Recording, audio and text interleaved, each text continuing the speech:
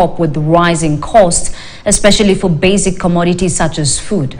A section of Nairobi residents who have spoken to KTN News say life was becoming unbearable, as Purity Museo now reports. 34-year-old Juliani Akinyi is a small business operator. She sells crisps, masks and groundnuts near the railway ground in Nairobi. Since the outbreak of the COVID-19 pandemic more than 2 years ago, the mother of 5 says life has not been easy for her. Waru imepanda, mafuta imepanda. Sasa huwezi pata ile profit vizuri vile watoto wanaweza kula. Lazima unangangana tu kama mwanamke lakini huwezi. Next to Akinyi is Alfred Opio, who is engaged in fruits business. He tells us that the number of customers has reduced. It will be hard to convince someone to buy a fruit while the price of maize flour definitely has hiked up. Someone would prefer it's better I buy maize flour rather than fruits.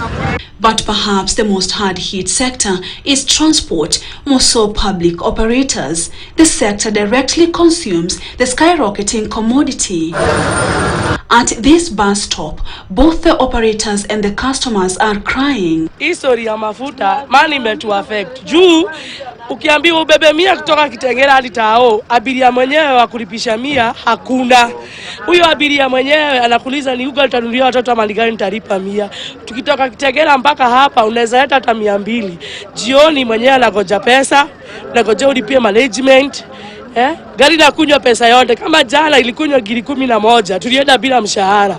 These passengers are en route to Kitengela and they'll have to part with 70 shillings. This bus fare is not constant. It will shoot up to 150 later in the day. Tuko na shida ya fare kutoka town mpaka Kitengela. Prior tulikuwa tunalipa 60 bob. But sasa hivi unapata fare inakuja 100. Mvua ikinyesha labda 150. So it's somehow hectic.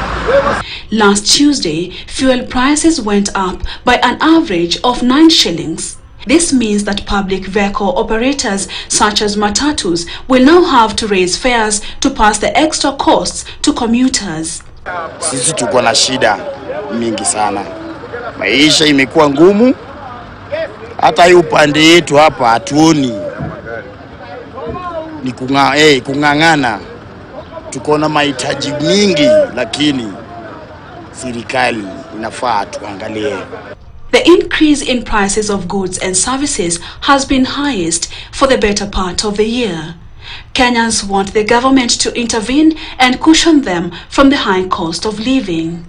But it appears that this may not be forthcoming, going by a statement by Energy CS Dr. Monica Juma, who has said paying fuel subsidies was becoming a tall order. We will continue to pick up the subsidy, probably not at the optimal level, because we are taking the differential, we are taking the entire delta, but it might require us to change that if the situation doesn't improve. But our hope is that all the efforts that are being deployed are going to resolve this matter and we can go back to a degree of normalcy.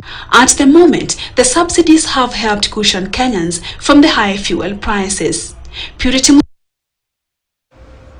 It seems we need to brace ourselves for tougher times. Things seem to be getting thicker. Anyway, banning of charcoal as a mitigation measure to manage the invasive Madegen plant may be allowed for counties affected. Speaking during celebrations to mark World Desertification Day in Baringo County, Cabinet Secretary for Environment Keriako Tobiko said that this will only come to pass if several measures are adhered to. Madenge plant has affected communities and has now spread to 20 counties. KTN's Health and Science reporter Sada Hassan has the details. As you traverse Baringo County, the beautiful green environment welcomes you